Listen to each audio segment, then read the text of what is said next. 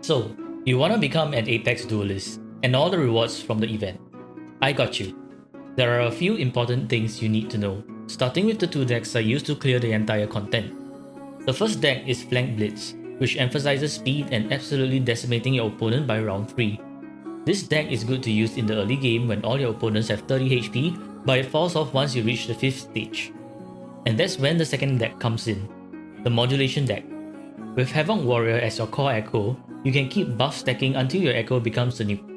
However, it is very easy to greed with this deck, causing you to throw the game instead. So while this deck can win against everyone so far, it really tests your ability to balance your greed and tempo. If you are lacking some cards to complete your deck, you can use your prestige points to craft the missing cards for your deck. There is also an achievement for getting all the cards, so get crafting. During the game, there are 3 important game mechanics. 1. Modulate. Modulate is a skill that only triggers when you play the card on top of another card. If you play the card on an empty slot, the modulate effect will not trigger. Number 2. Transform. Transform is a skill that triggers when you play the card in the middle for its effect.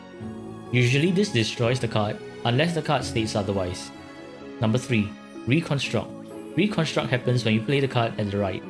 It gives you 1 energy and is returned to the deck after. So if you have any leftover cards that you can't play, reconstruct them for energy and use your Resonator skill to give you an edge during the duel. And that's the general gist on how to become an Apex Duelist.